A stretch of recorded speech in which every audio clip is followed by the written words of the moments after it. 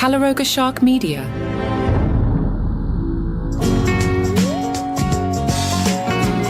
Scrubs, Season 10, Episode 3, My Rom-Com, original air date, March 4th, 2026. Hi, I'm Johnny Mac, and we are already a third of the way through the Scrubs revival. As I record this Friday afternoon, the ratings for this episode are not out yet, nor has the show been officially renewed. I will be stunned if this doesn't get another pickup. Everything screams that this is what passes for a hit in 2026. You know, people don't watch network TV, and this one has buzz, and the people that work on the show seem nice to work with, and you want to be in the Bill Lawrence business, and the premiere did pretty well. I'd be shocked if this doesn't come back. In My Rom-Com, we saw JD and Elliot fighting at work again. Elliot believed that JD had it in for her. They are divorced now. We see JD in the Dr. Kelso role. She wants to keep a patient. JD is like, it's time to discharge her. The patient didn't want treatment. There's no reason to be in the hospital. We got a business here to run. Elliot does not appreciate any of that. It's just so weird to see JD in the Kelso role, but it makes sense. Now, one thing to keep an eye on in this episode, I saw on the Reddit, somebody thought that perhaps possibly maybe that JD and Elliot filmed their scenes separately because you would only see one of them in the camera shot as they talk to each other. But I disagreed. I was paying a lot of attention to the episode. I had seen that Reddit post before I put the episode on, and I was looking out for it. And at the beginning, I was like, oh yeah, that does look a little funky. But what I realized was it's a directorial choice, I think. Because JD and Elliot are not together, so in camera, they are not together. Now, as the episode goes on, the two have a nice conversation. JD tells Elliot he'd like to find their core friendship and connection again. It was just going to take time. And in the scene, JD walks into Elliot's frame, and now they are side by side. They are visually together again. So I think the director made a choice there. It's subtle. There's also a B plot involving Turk and the surgical interns, Amara, the one that's not confident, and Deshauna, who I think is fantastic and my favorite of the new bunch. The actress is doing a great job. The role seems a little more fleshed out. She's got great chemistry with Turk.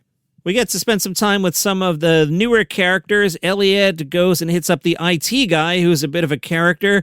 He shuts down the hospital's electronic systems, which is fascinating because that's the same plot happening in the pit. So I just find it interesting that the pit and the Scrubs are aligned on their plot lines. IT guy, we learn, plays Dungeons and Dragons on Sunday with Turk. So Turk has this whole life outside JD now, 20 years later.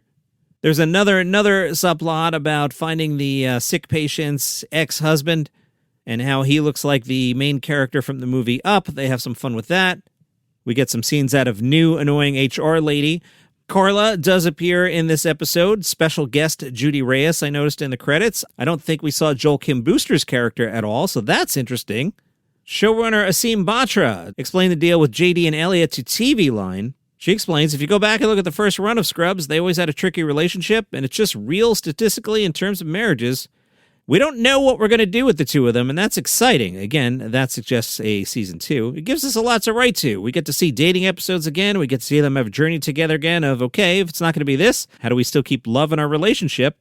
Batra notes, if we had JD acting the way he was in his 20s, it would probably drive a lot of people crazy. He's not there. He's a grown-up. And we don't really want to see a guy controlling what his ex is doing. That's kind of an old thing. As for making them get along now, Batra says, when you're in a space of always being contentious, the comedy gets tamped down. We wanted them to be in a good space so they can have those fun light moments. Do we find out what led to the divorce? Spoiler, not this season. Batra says if we have more episodes in a later season, we can unpack that in a way of like, well, what was the origin of this? And I think that will be interesting.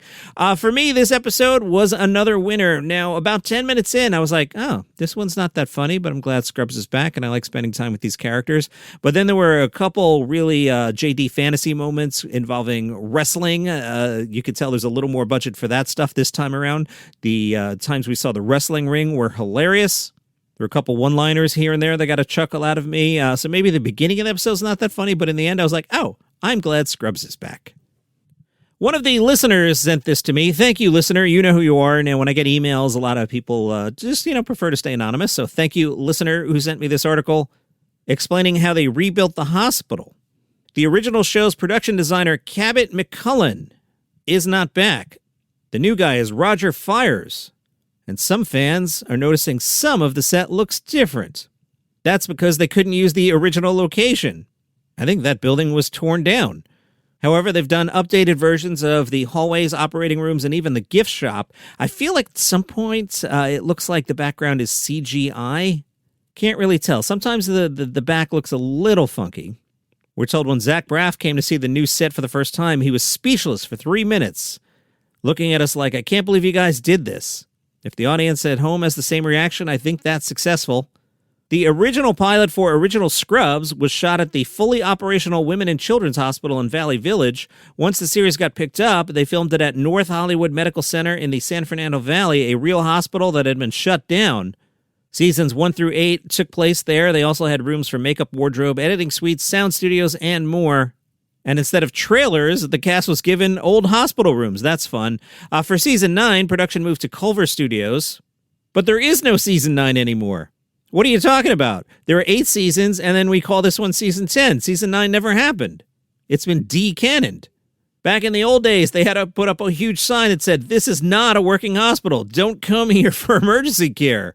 North Hollywood Medical Center was torn down in 2011. I was right, what I said earlier. And is now luxury apartments. So for the revival, a set was built to mimic the original. The new set is in Vancouver. The only exception is the entrance to the hospital. That was not built. It was created using an optical illusion.